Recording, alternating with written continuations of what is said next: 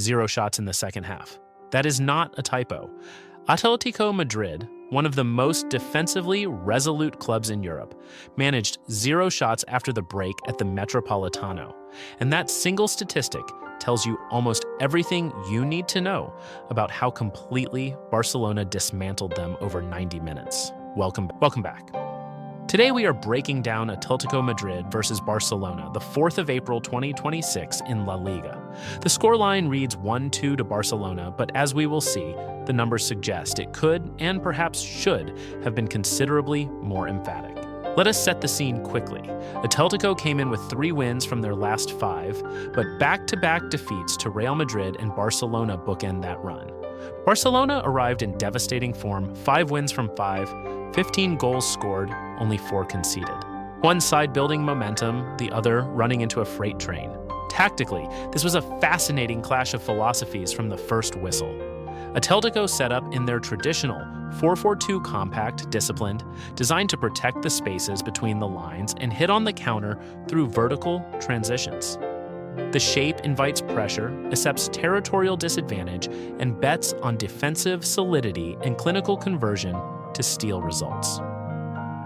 Barcelona answered with their 4-2-3-1, a system built for positional dominance with the double pivot, providing the foundation for wide overloads and the number 10 operating in the pockets between Atlético's midfield and defensive block. The attacking intent was obvious from the outset. Barcelona were not here to manage this game they came to impose. Now let us talk about what actually happened on the pitch. Start with possession. Barcelona controlled 66.9% of the ball, but the more revealing figure is field tilt, which measures what proportion of possession happened specifically in the final third. Barcelona's figure was 83.3%. Picture a pitch where almost every Barcelona touch occurs in Atlético's half, close to their goal. That is not just keeping the ball, that is suffocation. Layer in the pressing data. Barcelona's PPDA passes allowed per defensive action, where lower means more aggressive, was 10.5. Atlético's was 16.4. Barcelona were pressing with genuine intensity, winning the ball back quickly. They also won 3 high turnovers inside Atlético's final third, compared to just 1 for the hosts. And the progressive pass data confirms exactly that.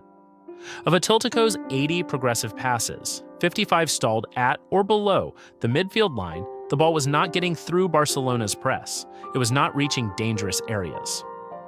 Barcelona's double pivot cut off the central channels and forced Atlético into either recycling possession or punting long balls that found no traction whatsoever.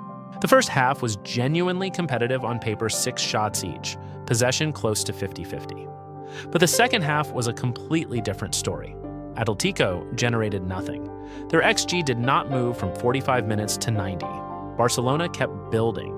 22 total shots to 6, 8 on target to 2, and a creative gulf made plain by the key pass numbers. Barcelona produced 17 key passes in this match. Atlético produced 0. The goal timeline and XG momentum curve tell the match's story in 3 distinct chapters. The opening phase actually belonged to Atlético. They were sharp, aggressive, and getting into dangerous positions early. By 15 minutes, they had built a meaningful XG lead, and that pressure paid off when Simeone converted at the 38th minute, assisted by Clement Lenglet. 1-0 Atlético. And it felt like the classic Simeone plan was unfolding on schedule. But here is where the match turned. By halftime, the XG picture had already flipped. The equalizer through Marcus Rashford, assisted by Dani Olmo, arrived at 41 minutes almost exactly as the momentum lines crossed. The second half was a completely different story. Atlético generated nothing. Robert Lewandowski's winner in the 86th minute put the seal on it as a substitute. By full time, Barcelona's total XG was nearly 3 times Atlético's. On substitutions, the most notable swing belongs to Marc Bernal, introduced at the 45th minute for Barcelona. The XG added in his time on the pitch was an addition of 1.462. Ferran Torres also contributed positively. Lewandowski delivered the decisive goal at 86, underlining why elite strikers remain irreplaceable in tight moments. Atlético's 5 substitutes collectively generated 0 additional XG after coming on. Now let us talk about the individuals who shaped this contest. By the XG chain metric, which measures the expected goals, value of all sequences a player is involved in, Pedri was Barcelona's invisible engine. His XG chain value of 1.529 and his XG build-up figure of 1.477 tell you he was the connective tissue of almost every threatening sequence Barcelona constructed, even without registering a goal or assist. He was everywhere the ball needed to be. Dani Olmo sits right alongside him with a near-identical XG chain figure and a remarkable XG-assisted value of 0.785. His assist for Rashford's equalizer was a product of the consistent danger he posed throughout the entire match. João Cancelo contributed meaningfully from the right side, providing width and diagonal carry that stretched Atletico's backline.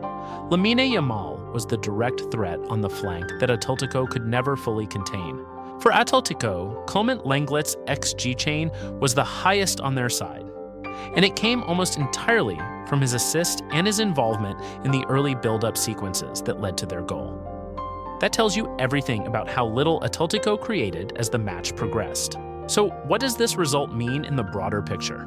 Barcelona's form is exceptional 6 consecutive league victories, and the XG numbers from this game alone show a team operating at a level Atletico simply could not match. The head-to-head record now shows Barcelona winning 4 of the last 5 meetings against Atletico, with their only defeat coming in December 2024.